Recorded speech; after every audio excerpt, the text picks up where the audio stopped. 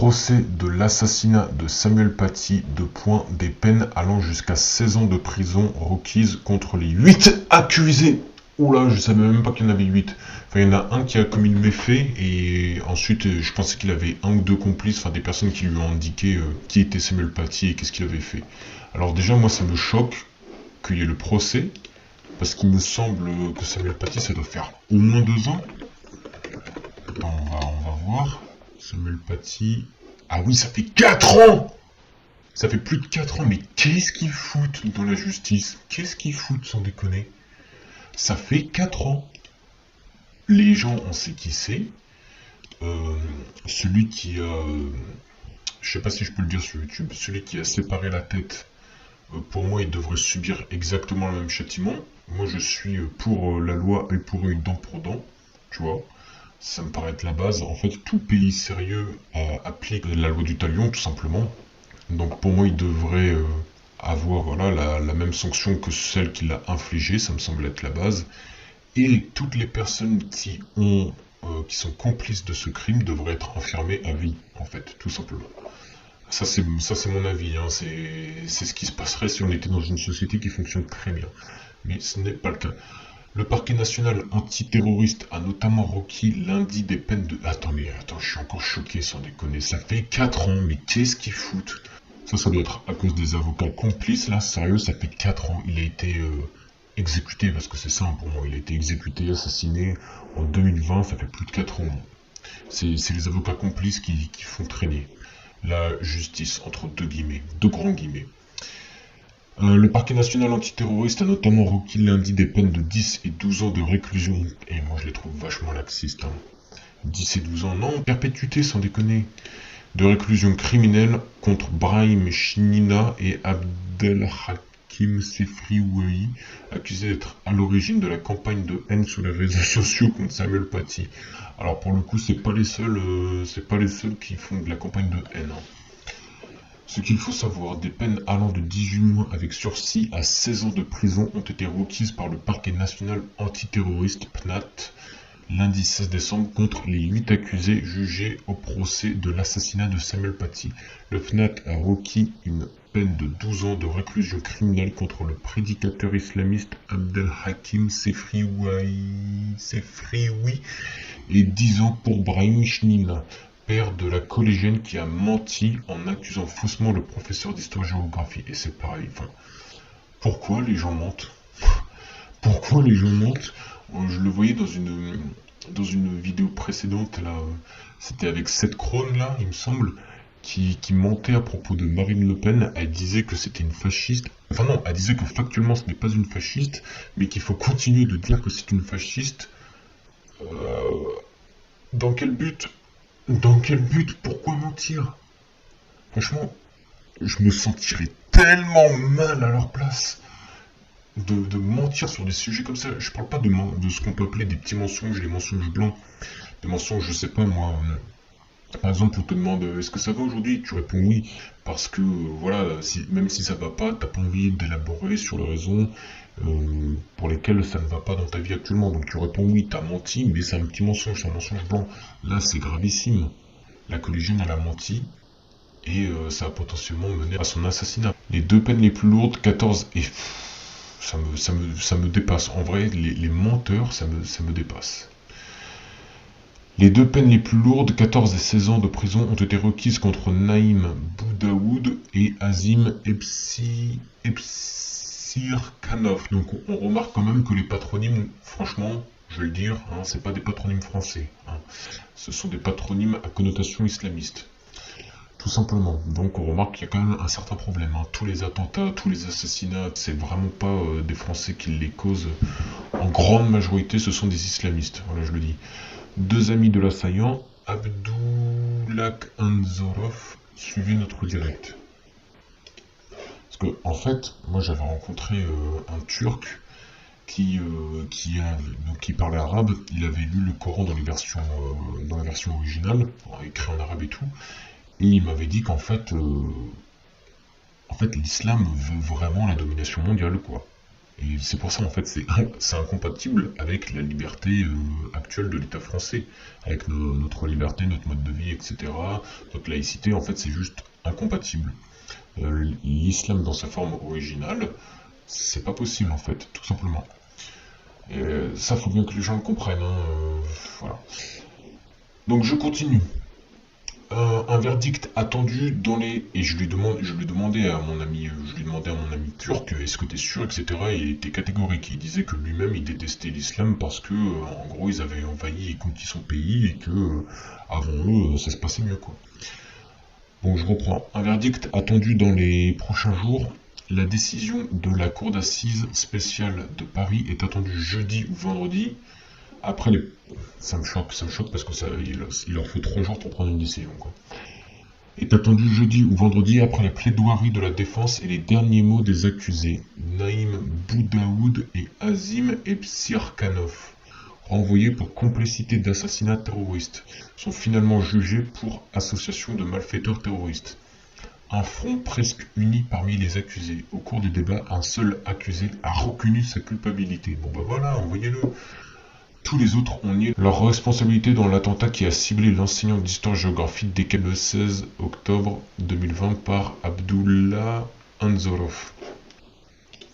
Attends juste, Anzorov, ça sonne un peu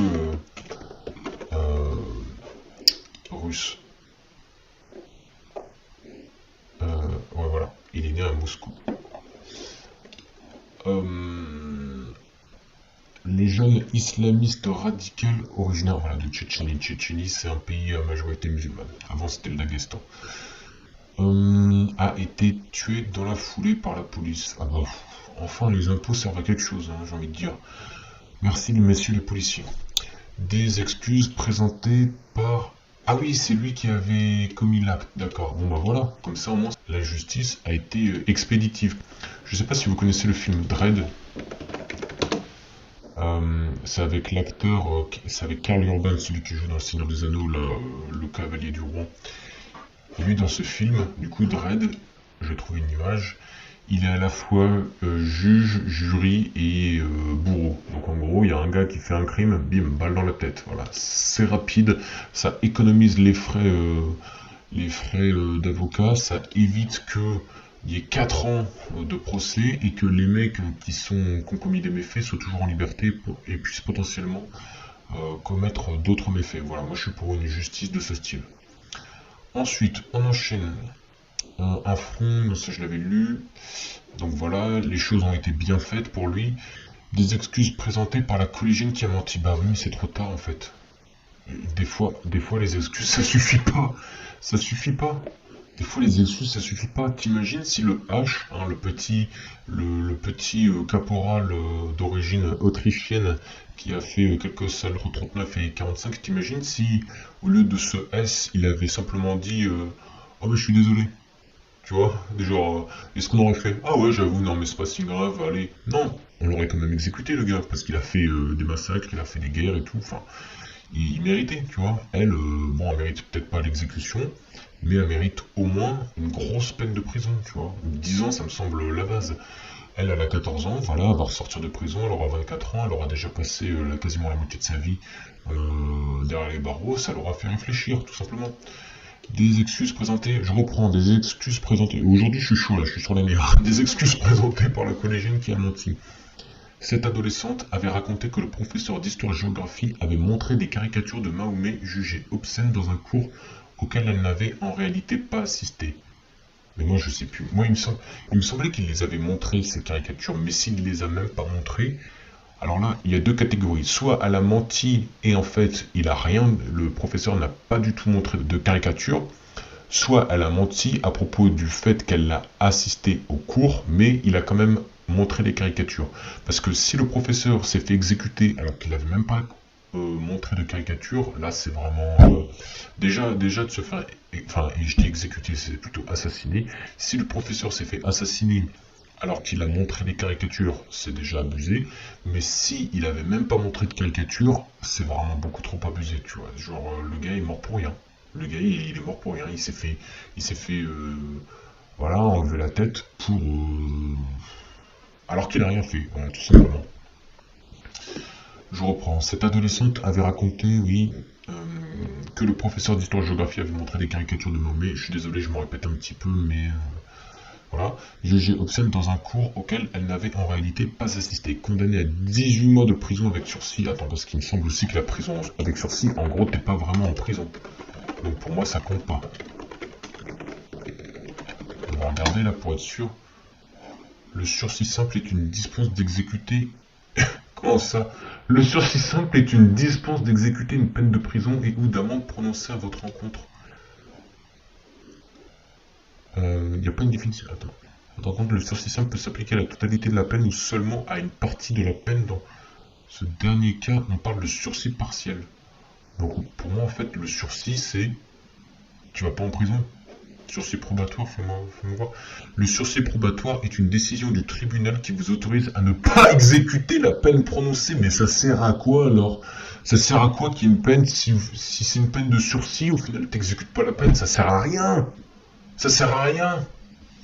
Si vous respectez certaines obligations prévues dans le jugement, vous devez respecter les obligations du sursis probatoire pendant un certain laps de temps, appelé délai probatoire. Le sursis probatoire, je peux me prendre une peine, sans déconner, je peux commettre le pire des méfaits du monde. Si j'ai une peine de 150 000 ans avec sursis, je m'en fous, je m'en fiche. Qu'est-ce que tu veux que ça me fasse? Je peux continuer de vivre ma vie.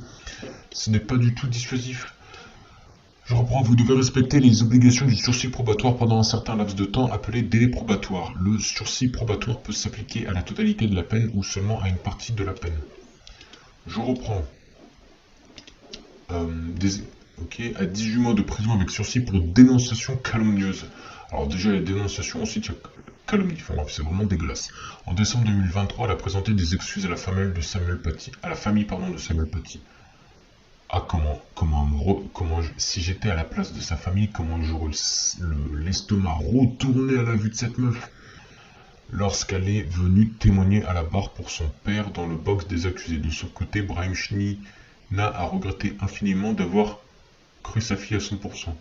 Donc on ne peut pas lui reprocher d'avoir cru sa fille, mais par contre on peut lui reprocher d'avoir donné l'info au malfaiteur terroriste qui lui a commis le méfait. Je continue. Tout en clamant qu'il n'était pas un terroriste. Ouais, bah, en entendant, t'as donné l'info à un gars qui a commis un acte terroriste. Donc bon, pour moi, t'es tout aussi coupable. Enfin non. Enfin, t'es tout aussi coupable. La peine ne devrait pas... tu ne devrais pas subir la même peine, c'est-à-dire que tu ne devras pas être exécuté, mais tu devrais subir une sanction de prison à perpétuité, tout simplement. Voilà. Donc, en résumé, Samuel Paty, qui s'est fait assassiner il y a 4 ans par des islamistes radicaux, ces bourreaux n'ont toujours pas été jugés, après plus de 4 ans. Et je pense que c'est parce qu'il y a des juristes, des avocats qui sont complices. Moi, honnêtement, je pense qu'il y a des juristes qui, d'un point de vue idéologique, sont alignés avec les bourreaux. Et voilà, parce que pour moi, en fait, si t'es quelqu'un de normalement constitué avec une logique rationnelle, c'est pas... Ou alors t'es un psychopathe, mais voilà. Donc pour moi, en fait, il y a 2 cas. Il y a soit le psychopathe, soit la personne alignée idéologiquement avec les bourreaux. Hormis ces 2 cas-là, pour moi, c'est pas possible de défendre des islamistes radicaux, parce que, en fait, tu peux pas dormir la nuit. Même si tu me payes 100 000 euros pour défendre des islamistes radicaux, je le fais pas, en fait. Parce que c'est pas possible de dormir la nuit. Donc voilà, je reprends, résumé, assassinat de Samuel Paty, il y a 4 ans, certains des complices sont toujours en liberté, dû à un grand laxisme de justice en France.